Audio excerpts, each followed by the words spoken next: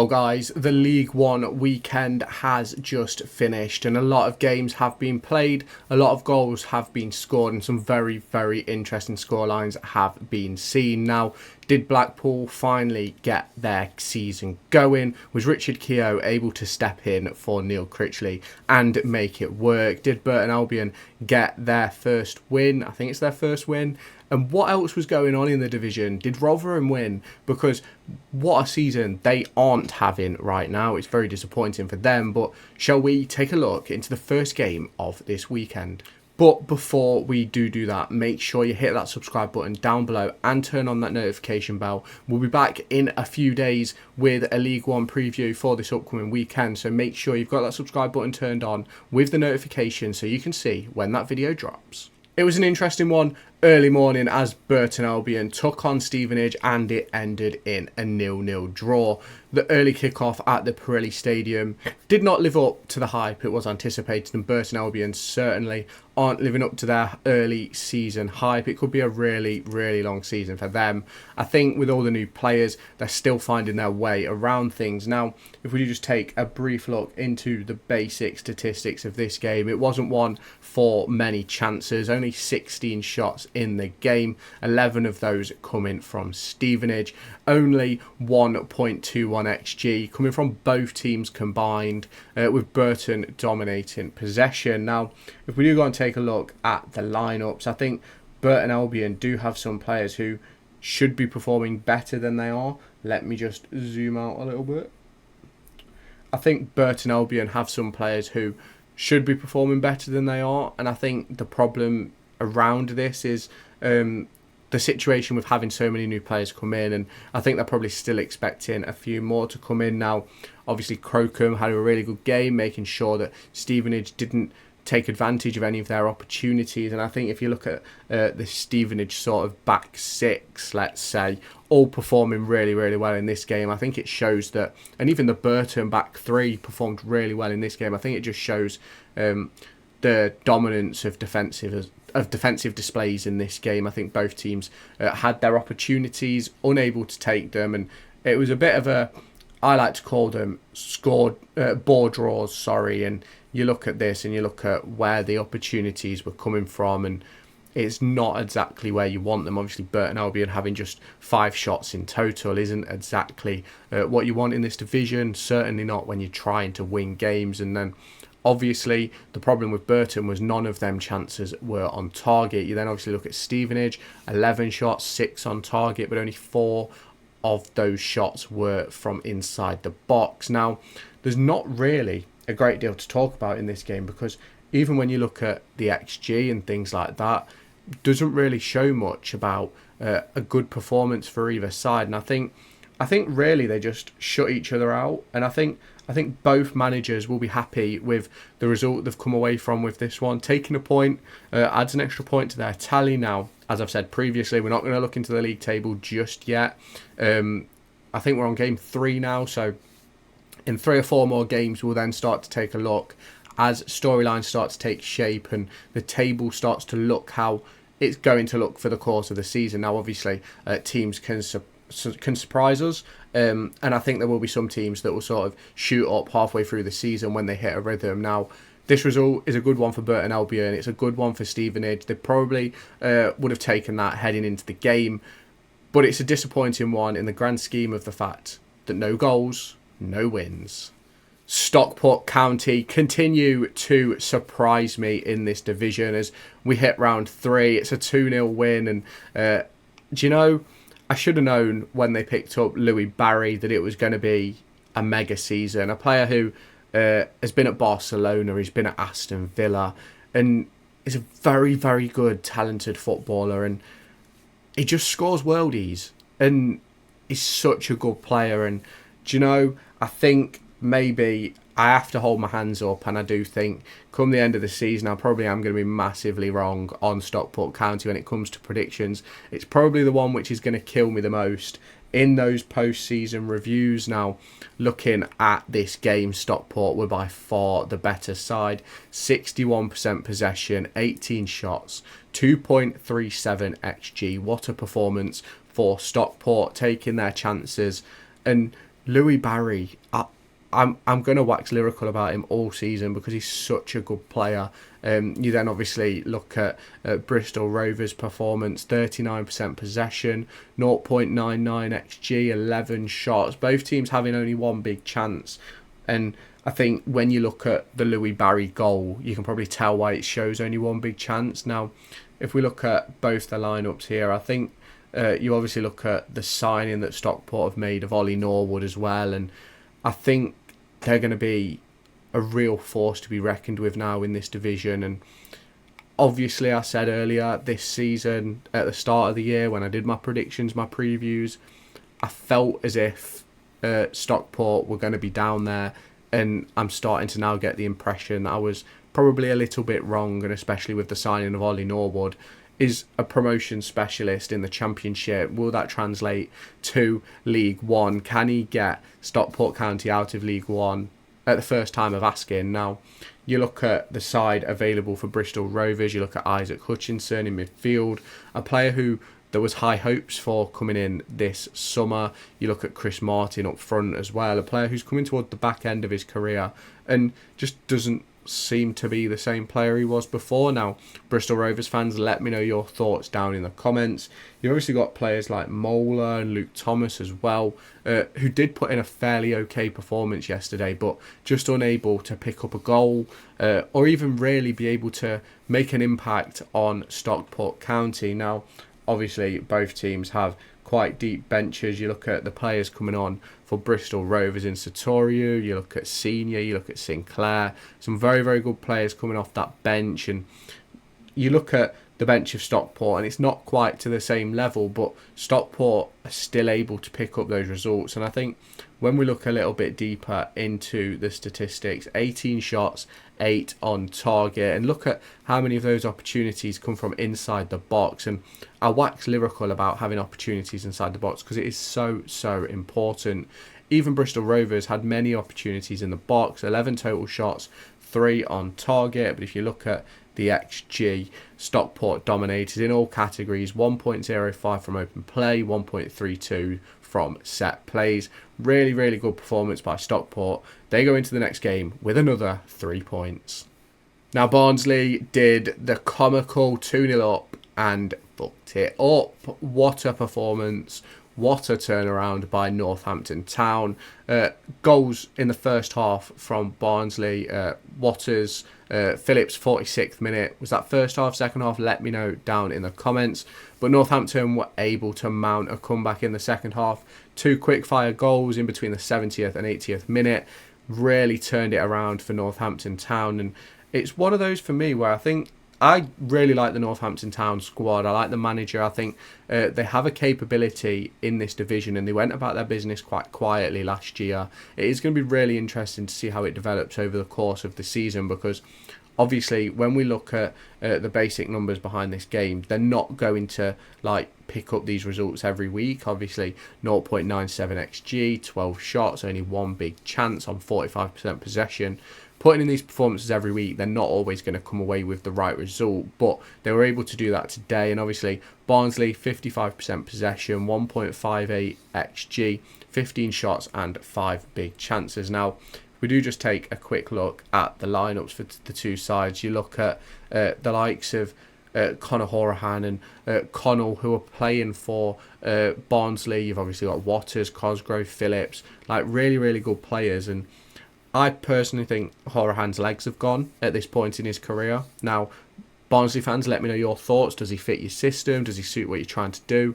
That's obviously a massive question when you've got these players. Now, you look at the Northampton side, you look at Morton, you look at Pinnock, some really, really good players in there. And obviously, Mbete Taboo could be a really good player in the future. It's one of those for me where Barnsley probably have the better squad.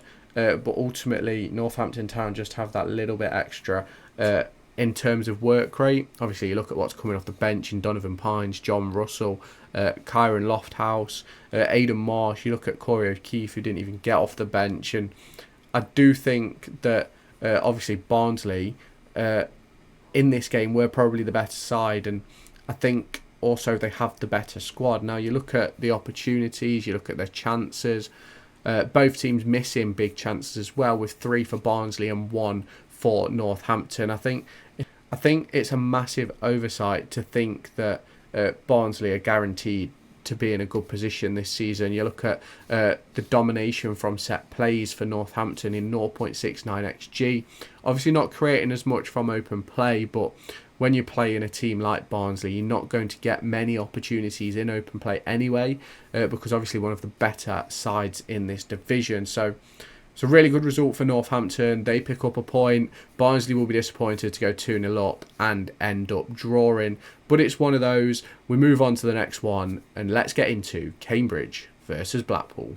I find this game really, really interesting because Blackpool, I think, for the vast majority of this game, performed really, really well. Now, they had a really good spell towards the back end of the first half and at the start of the first half where they scored 3 goals in quick succession, really. 38, 39 and 53. That's what 3 goals in less than 15 minutes, if you're not including added time and stuff like that. And they got themselves in a really good position of going 4-1 up. Now, obviously, Cambridge did a really good job at mounting a comeback. And I think I was listening to Richard Keogh's post-match, and I just think that the problem with Blackpool was they didn't kill off the game. They let Cambridge back into it. And I think, obviously, with Richard Keogh putting across his plans, I think they did a really, really good job. And I think if you could have ended the game at the 58th minute, they'd have been absolutely delighted, taking away a 4-1, 4-2 win.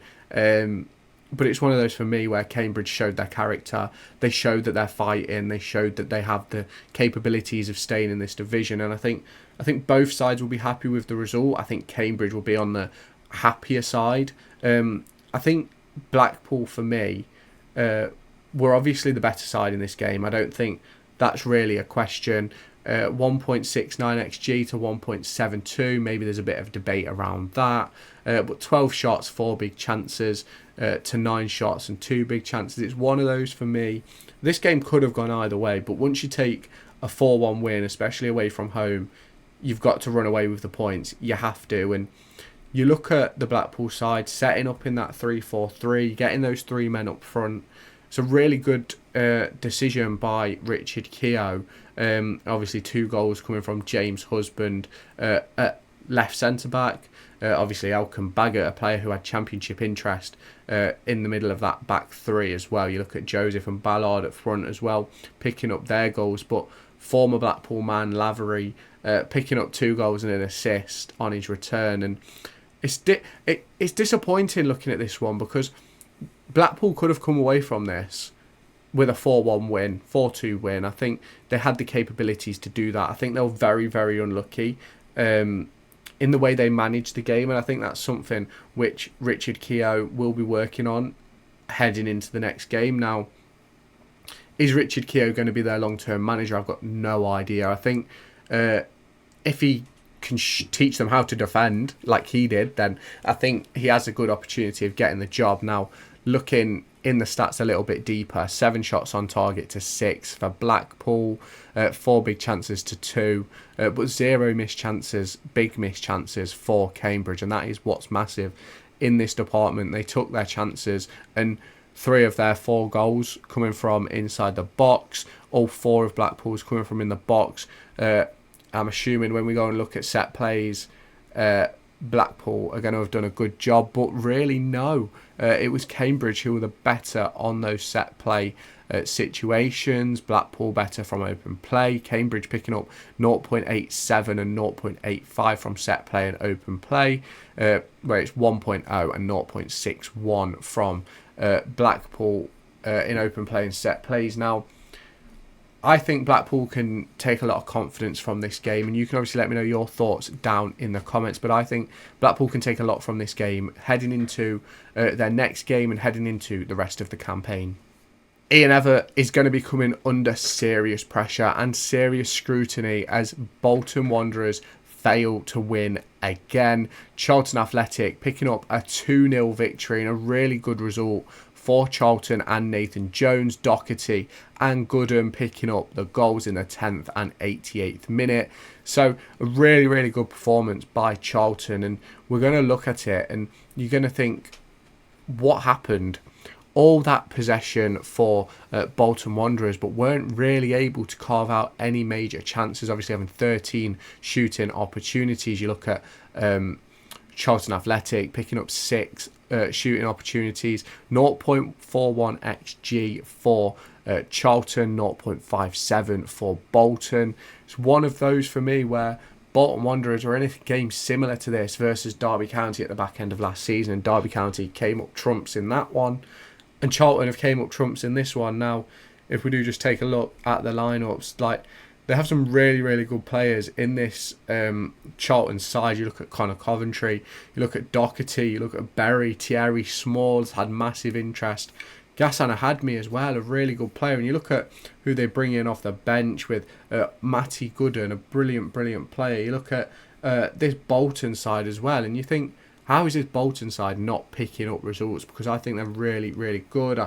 I do have to say, I do think the jury's out on Ricardo Santos, and that's for people to argue down in the comments. I know a lot of people love him. Me personally think he's a bit overhyped. You look at the midfield too with Sheenan and Thomason, and you think, how are this team not creating chances? Dion Charles struggling, coming off at half-time. McAtee not putting in a great performance, and it's one of those for me where they really have to develop Bolton Wanderers, because they're missing a lot and they're just not able to create high quality chances that they can even try and take. Now, obviously, you can dominate as much possession as you want, you can have as many passes as you want, but when you're only putting 3 of 13 shots on target, you're just setting yourself up for failure. And Charlton Athletic had a really, really good set of shots. Realistically, 6 shots, 1 outside the box, 5 inside the box, 4 on target, and obviously 1 goal in, 1 goal out. Brilliant performance by Charlton. There's not really much else you can say. Bolton obviously putting up better numbers, but unable to take their chances, and I think this could be the start of the downfall for Ian Evatt. I said that this game was a massive one for Peterborough United to get themselves on to a run, and it didn't get off to a great start. When that goal notification popped up in my pocket for Exeter City, I was thinking, oh no, here goes another Peterborough fumble, but they were able to come back in the first half with goals from Mothersilly and Fernandez to make sure they come away with all 3 points. The game was all said and done at half time, really, with all the goals done in the first half. You obviously look at the statistics as well, and it's a completely different formula to what we used to with Peterborough, with Exeter City dominating the ball, but Peterborough sitting off, allowing the pressure, creating the better chances over the course of the game under less shots as well. 0.94 XG to a 2.15, 14 shots to 13, 1 big chance to 3. Now, if we look at the 2 lineups of these sides, I don't think this Exeter side is too bad at all. They've got some really good players in there, with obviously Woods, Cole. I think he's a really good player. Obviously, look at McGuinness. I think he is fairly capable in this division. And I don't necessarily think that this Peterborough side is to the level that it once was. Now, obviously, they did miss a penalty, but it's one of those for me where Mothersill, still developing, still young, Poku, Randall, Oddo, really, really good performers today. And it's going to be interesting to see how they progress over the course of this season. Obviously, a lot of young players in this Peterborough United side. You look at Ricky J. Jones and Kean Haynes coming off the bench, 2 other youngsters, and you look at the other players on the bench, and George Nevitt, quite young, Donnelly, O'Brien Brady, Con Clark. Proper young squad for Peterborough. Now, they obviously probably want a little bit more experience, and if I was them, I'd go and pick up a Dwight Gale. I'd see what I can do with him, because I think he could offer something for this Peterborough side, and I just think it's a really, really good performance by Peterborough to allow the pressure but build their opportunities. Obviously, a long-range effort secured them a goal, and obviously 1 in the box as well, but most of their chances coming in that penalty area, which is sort of what I always bang on about, is having those shots and opportunities within the box. I think it is absolutely massive. And I don't think that Exeter can come away from this game too sad. They were able to control possession versus Peterborough. They were able to get off an abundance of passes and create 14 shooting opportunities. Now, the problem they had was they didn't get many on target, and if we do go down to looking at sort of their opportunities, 5 of them were blocked, 7 of them off target, and I think that just shows how good Peterborough were defensively. And I think maybe Darren Ferguson has taken a leaf out of Paul Warne's book and gone to a sort of defending, sitting in style of play. But we'll have to see how Peterborough progress heading into the next one. It's just one of those for me. Both of these sides put in decent performances. Peterborough were the better side. They come away with the points. Let's see what happens throughout the rest of the weekend. If you have not done so already, make sure you hit that subscribe button down below and turn on that notification bell to stay tuned for when all my latest EFL League One and Championship content hits your subscription box. By hitting that red button and smashing the like button, you help promote this channel to other audiences. And I'm trying to do everything I can to give you the best possible information of each match day over the course of a weekend. Let me know your thoughts down in the comments of this weekend for League One. Let me know what you want to see in the future, and I'll catch you in the next part of this video. Now, Huddersfield Town take another victory. They beat Shrewsbury Town 1-0 with Marshall picking up the goal in the 20th minute. And it's one of those for me where you look at Huddersfield and you think, what an excellent side. And I think they're going to be certainly up there in this division. I said that in my predictions video, and I have to say there's a couple of teams from my predictions video that have really surprised me with how they've started this season, whether it be they've started really well or really poorly. One of the ones I've mentioned previously in this video is Stockport County, and Huddersfield are doing exactly what I expected. I thought they'd come in, win these games. I was quite surprised with their result against Peterborough, but a really, really good performance. And another one today versus Shrewsbury, dominating the ball, dominating the chances, creating shooting opportunities. And you look at the lineup that they have available to them, and it's not really a surprise. You look at the likes of Heelick, you look at Ward, you look at Hogg, you look at Danny Lees at the back. It might not be Danny Lees, it's Tom Lees, isn't it? My bad. You look at Marshall, Evans, really, really good players in this division. Now, I'm not saying that Shrewsbury are a bad side, but they're certainly going to be one that are down the bottom end of this division. They have got players who can build and grow with them, but it's certainly going to be a difficult season. You look at what Michael Duff can bring off the bench in Karoma, Kasumu, you look at Pearson, some really, really good players in comparison to what Paul Hurst has available with Biggins and Lloyd. It's just not quite the same level, is it? Now, obviously, if we look a little bit deeper and look at the statistics of this game, you look at where the shooting opportunities are coming from, and for Shrewsbury, they're not coming from great areas. 4, maybe 5 of their 9 shots coming from outside the box.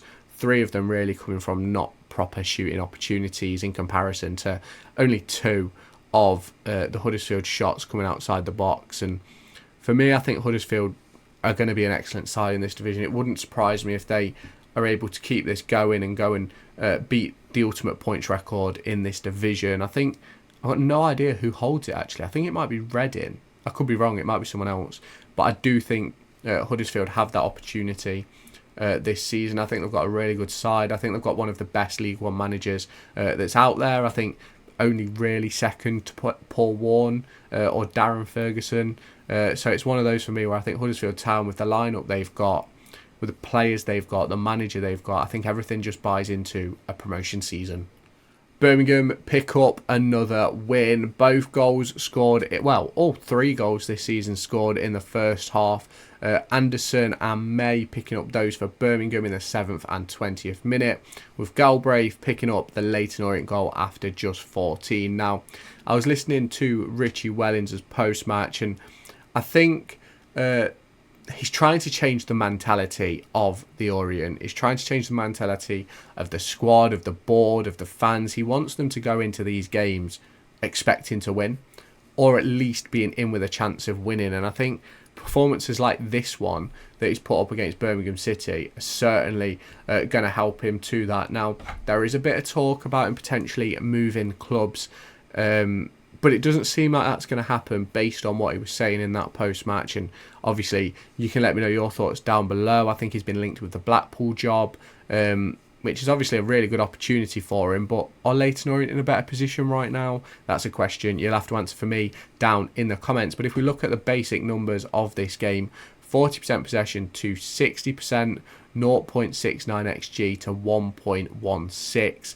Both teams having 11 shots, but Birmingham having the better chances with 3 big chances created. Now, if we go and look at the lineups of the two sides, I think what you have with this Leyton Orient side is some really good players at this level that maybe don't believe in themselves as much as they should. Now, you look at Kelman up front. I think he's a really good player.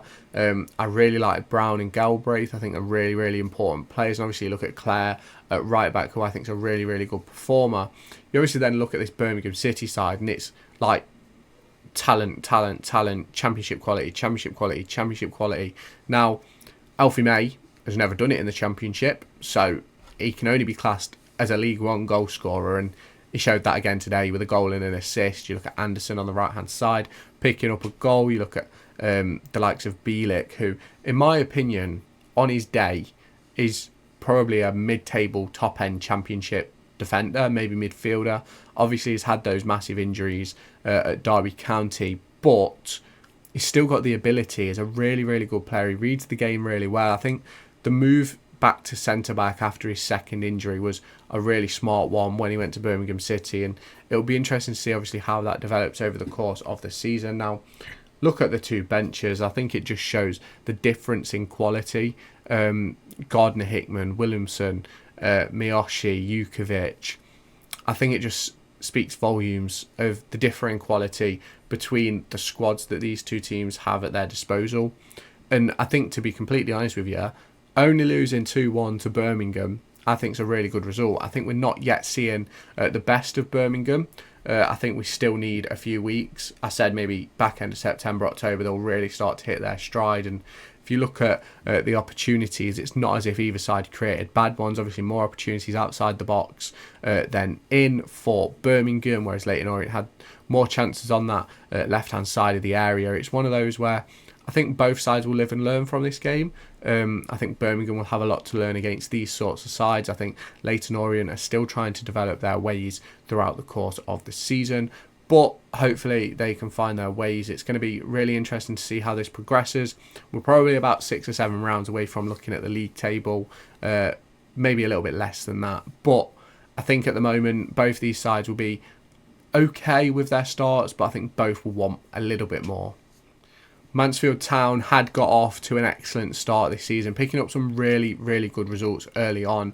But today, they got dealt a League One blow from Lincoln City, who put in an excellent performance, scoring 4 goals in 51 minutes to go 4-0 up. Desi Oshalaja picked up a goal in the second half after 69 minutes for Mansfield to get that consolation, and they maybe could have got themselves a little bit more back into it, but were just unable to take their chances. And I was reading a few things on Twitter. It sounds like a few decisions didn't go the way of Nigel Clough's side, but I think this is Skubala getting his team back on the right footing, and hopefully they can live and learn from this one. You obviously look again at this Lincoln City style of play where they just give up possession. And is this because they went 4-0 up? Maybe, but I think it's a Lincoln City style that we've seen over the course of especially the last 8 months since January. And 1.0 XG, scoring 4 goals is brilliant. 3 big chances, 16 shots. It's not as if Mansfield were out of the game. Now, before we look at the lineups, we're going to just take a look at the stats and split first half to second half. It isn't even sort of a difference between building into the game. It was a style which Skubala did on purpose. And they did it a lot last season as well, where they'd sit in deep, they'd allow teams to come onto them, and they'd hit them on the counter. Now, Makamana, House, really, really good players. Obviously, House picking up a goal.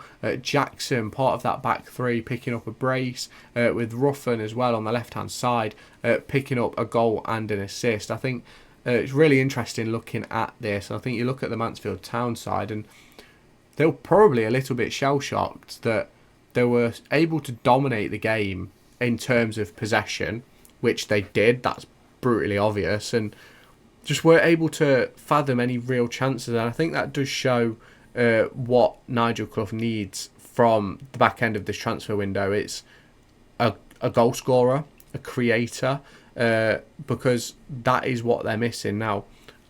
Practically all the opportunities, apart from one, comes from inside the box for Lincoln City. And it's not that Mansfield Town didn't create opportunities, because they did, but it's not even like Lincoln City were set play dominant and that's where the goals came from. They were just more clinical.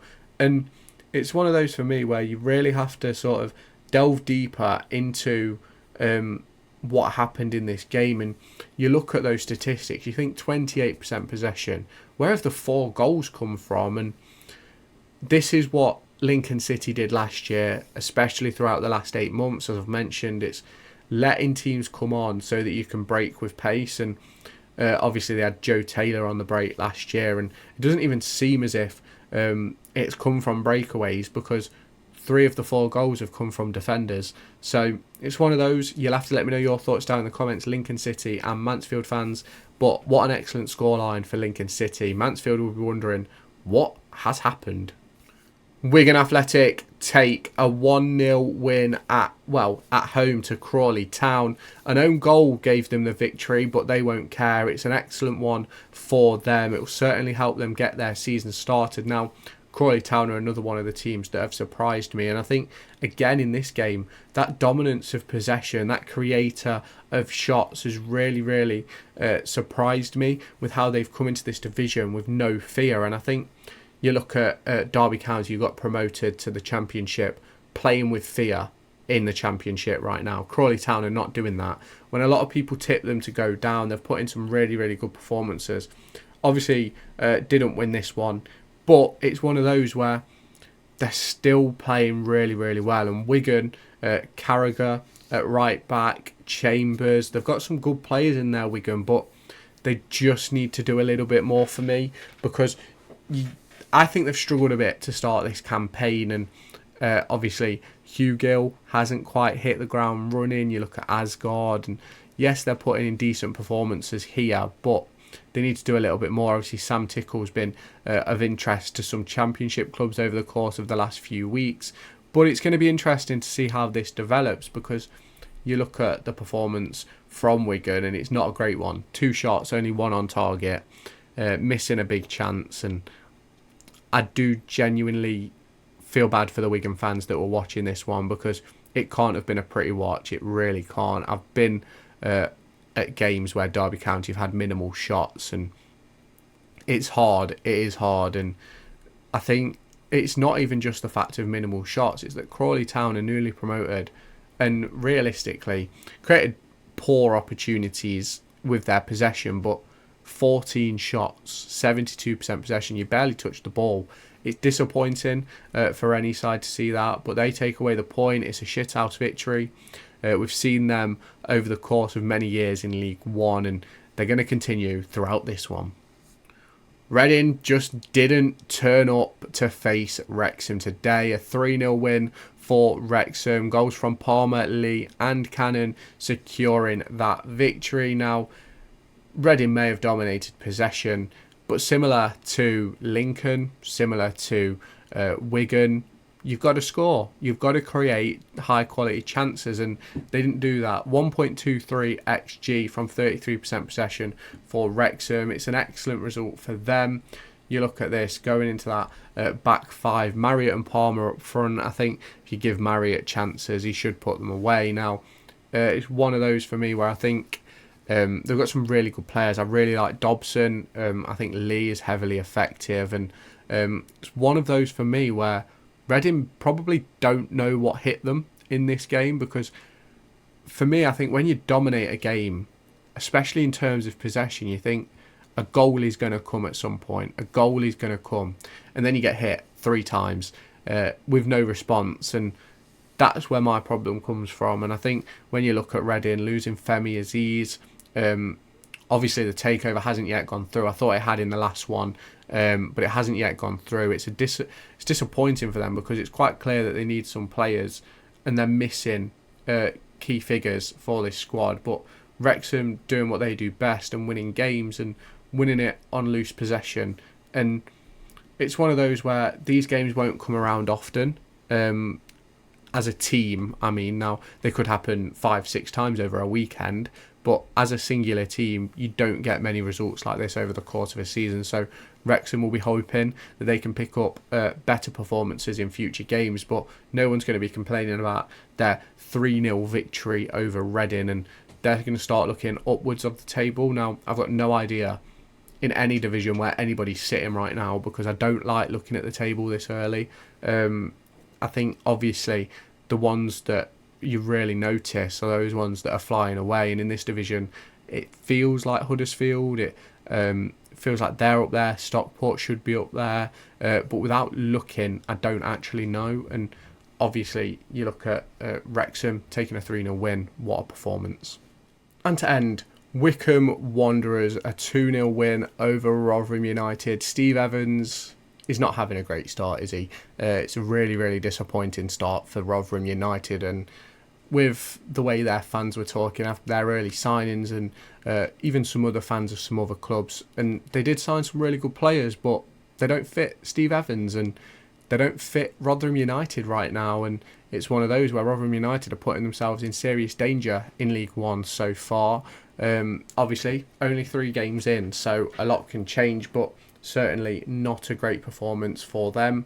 Wycombe Wanderers even dominating the ball, dominating chances. Now, they did have 19 shots, Rotherham, but this is disappointing. It's really disappointing for Rotherham, and I don't know what more you can say about this Rotherham side. They have some really, really good players. And I'm not saying Wycombe Wanderers aren't a good side, because they do have some good players. They are developing into a good side, and I think since Gareth Ainsworth has gone, their style has changed slightly. Not massively, but it has changed a bit. And I think under the new management of Matt Bloomfield, I think he's done a really, really good job so far. Now, Steve Evans isn't quite doing that for Rotherham United. It's going to be interesting to see how that develops over the course of the season, because I can't see him getting to October, November at current rate. Now, I've got no idea where they are in the division, either of these two sides, but I think if I was to say based on what I've looked at, what I've seen, I think Wycombe are probably in the better position. You look at the numbers here and you think you're creating all those chances, but they're not high quality chances. 1.18 XG from 19 shots is piss poor.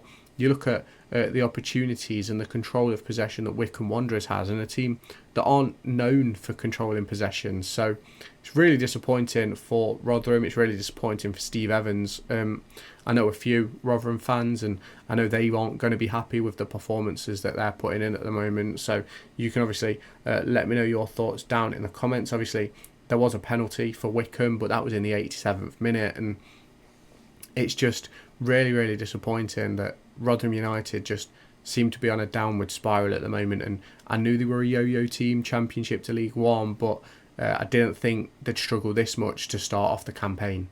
Now, we've gone through League One, and it's not great for some teams. It's looking excellent for others. Let me know your thoughts down in the comments. Make sure you've hit that subscribe button and turned on that notification bell to stay tuned for when my next video drops over the course of the week. Obviously, the League One game week preview will probably be out on Thursday, as well as the Championship one. So make sure you've got that subscribe button clicked, the notification bell turned on, and you've hit the like button. And I'll catch you in my next video. Make sure to go and find me on TikTok, pictured here, and Twitter, pictured here. These are the places where I'll keep you all up to date with all my upcoming videos and my thoughts and feelings around the Formula One and football weekend.